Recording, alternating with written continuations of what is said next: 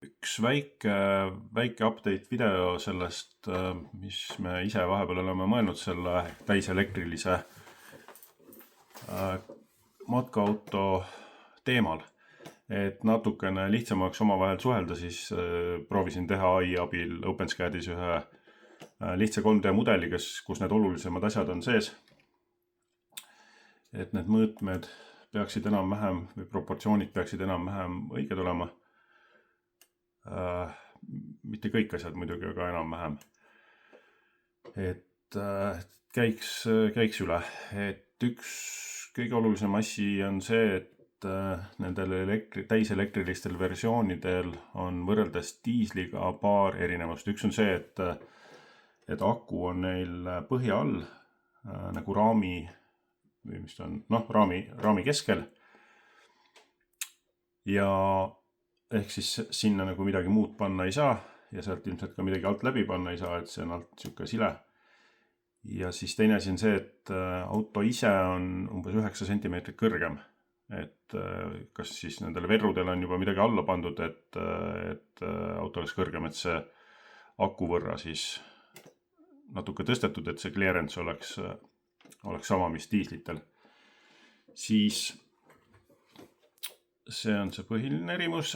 Nüüd see 400 voldi aku ühenduse koha me saame tellida, aga nüüd müüja ei osanud kohe vastata, et kuidas sealt nagu edasi saab, et kas on mingid inverterid, mis sinna sobivad või et kes neid paigaldada oskab, et selle kohta nad siis uurivad maaletooja ja tootja käest.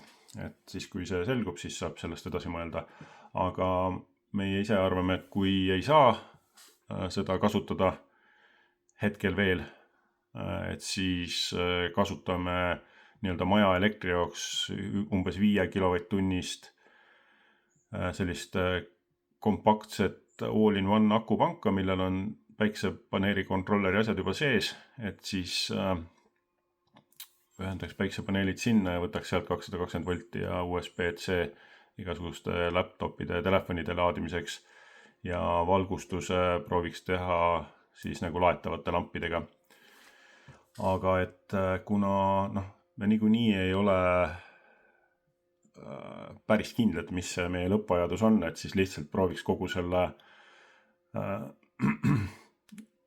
selle sisustuse ehitada niimoodi kuidagi modulaarselt, et jätta nagu siuksed, ütleme, kui see müra, summutus ja soojustus panna, et siis jättagi ikkagi mingisugused siuksed poldikohad või veel parem mingid siuksed kinnitusliistud nagu läbi selle soojustuse nähtavale, et saaks hiljem sinna mingeid asju lisada või midagi muuta. Aga kõik selle layout'i praegu korraks läbi, et ilmselt me tellime siis selle L4 pikkuse, 640 pikk, et peaks ära mahtuma taha. Kõige tähtsam asi on siis 2 meetrit korda 160 lai voodi. Äärtesse peaks siis natuke ruumi üle jääma, aga et kuna me tahame siin seljaga selle seina najal võib-olla istuda, et siis mingid kappe vähemalt esialgu kumbagisse seina voodi kõrvale ei planeeri. Et võib-olla need kinnitusliistud või sellised asjad, et hiljem saaks panna. Siis duširuum WC-ga, et selline, siin ta on joonistatud vist 115 korda 75, aga siit eespoolt on siis 15 senti kitsem umbes, et oleks nagu toas rohkem ruumi. Et laguunilaud ja siis üks väikene tool või pink, et oleks mõnus tööd teha. Siis oluline asi on, et esiistmed saaks keeratavaks, et me tellime kindlasti kahe eraldi esiistmega, aga siis need ilmselt tehasest ei tule pööratavad, vaid tuleb kuidagi siin seda teha. Siis köök. Et kuidas ta teha, et kas nüüd nendest alumiiniumprofiilidest või vineerist või et see meil ei ole nagu oluline, et noh, muidugi mida kergem, seda parem. Aga noh, ja tähtis on see, et oleks nagu enam-vähem selles eurokasti gabariitides, et noh, sahtlite asemel me pigem kasutaks neid eurokaste lihtsalt. Et siin on oluline lihtsalt induktsioonipliidiplaat, see võib olla selle ühe, noh, kuidas öelda, ühe poti jaoks korraga, siis kraanikauss, siis külmkapp, me siia panime selle Dometicu oma, mis käib mõlemale poole lahti, see uks, ja siin külmkapi all on siis nagu see Dometicu mikrolaineahi airfryer ja grill kombo, et see vist on mingi 1500 vatti võtab või midagi sellist, aga noh, me planeerisime ta sinna sisse, et isegi kui seda saab ainult nagu nii-öelda kaldavooluga kasutada või et siis lasta ikkagi olla seal. Et siit juba vaikselt paistab ka see, et köögi tööpinna sügavus 40 kuni 45, me arvame, et jääks siia keskele nagu rohkem ruumi. Siis tööpind on 20 centimeetrit pikem kui see kapp siin all ise, et jääks 20 centimeetrit rohkem ruumi voodi alt siis pikematele laudadele, et kuna voodi on 2 meetrit pikk ja osad lauad on üle 2 meetrit, 2,15 või niimoodi, et siis võiks kokku pikkus olla 2,20. Siin on veel näha ka, et noh, voodi all ilmselt tuleb mingisugused piirajad siia alla panna, et need eurokastid siin sõitma ei hakkaks. Siis siin umbes selle koha peal on nagu nii-öelda tühi ruum, mida me ei ole ise nagu planeerinud muu jaoks kui mingi elektrisüsteemide jaoks, et kas siis akupank või mis iganes sinna. Ja siin pool ka nagu rattakoopa ja selle vahel, köögi vahel peaks olema veitsa ruumi, et sinna saaks ka nagu mingid elektriasju panna. Nüüd jah, et praegu see auto me tellime koos tagaukse akendega ja siis siia voodi kõrvale sooviks ka mingisuguseid aknaid. Noh, me ei tea veel, kui kõrgel need peaksid olema, aga noh, lihtsalt mingid aknad, mida saab lahti teha ja millel on siis need kaardinad ja kärbsevõrgud, et saab nagu niimoodi ühe või teise ette tõmmata. Ja siis selline aken ka siia tuleb nagu lisada. Et katuseaknaid me praegu ei ole planeerinud, et ikkagi mõte on selline, seda tuleb veel muidugi arutada, aga et äkki panna täis neid semi-flexible paneele, millel on kontaktid allpool, et kontaktid jääksid üldse autosse sisse, et pealt oleks võimalikult sile, tuuletakistus võimalikult väike ja ei tuleks kõrgust juurde.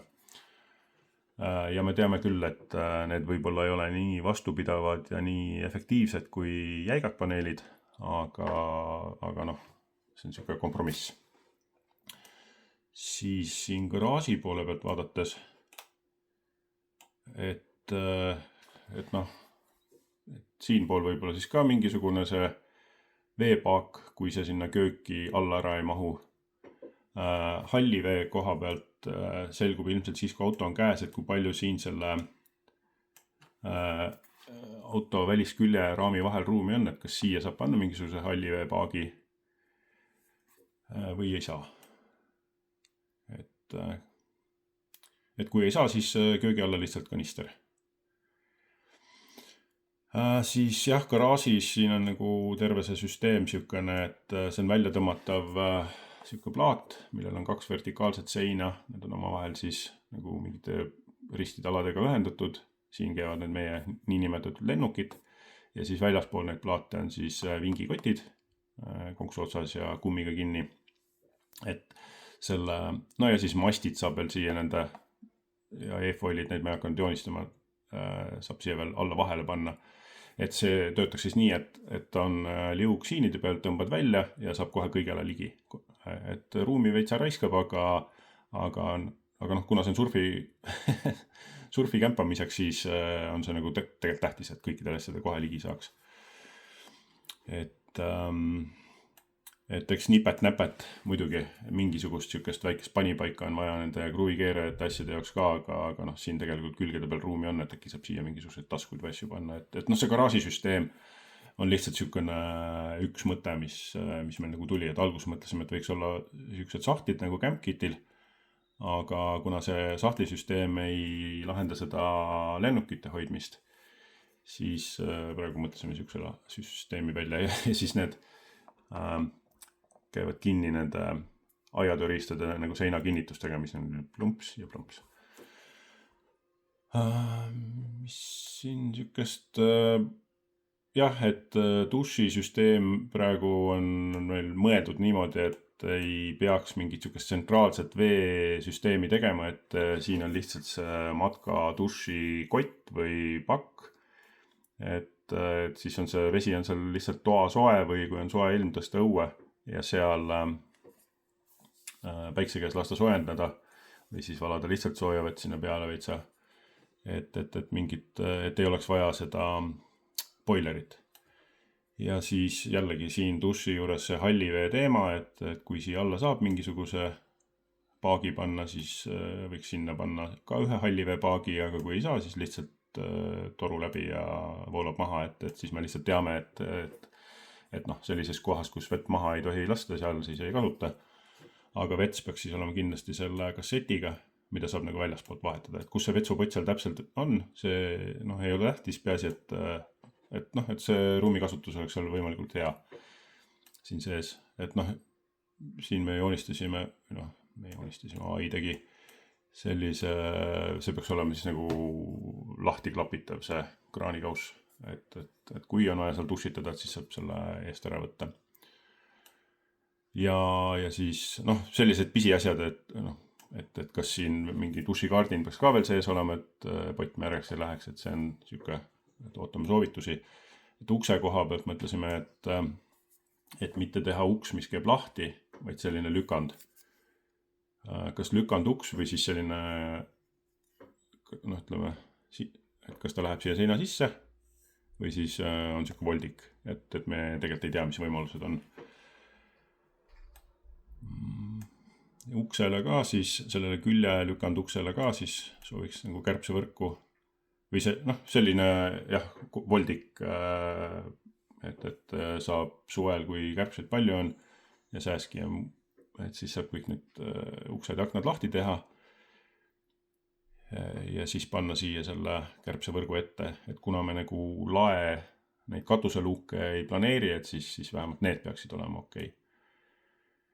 Ja nende esiakna ja nende juhi ukse akna ja nende pimendussüsteemi kohta me ei tea praegu. Et ma saan aru, et on olemas mingisugused siuksed valmis lahendused, et nagu mingid voldikud. Aga et neid kasutada vist on ka keeruline, et võib-olla sinna ikkagi panna magnetitega või kuidagi need siuksed termomatid või siuksed läikivad. Siis siin kabiini peal peaks olema ka mingi ruum, et kuna me seda näinud ei ole, missugune see selles H3-s on, et kas võib-olla on vaja siia ka mingisugune riiulisüsteem ehitada. Et praegu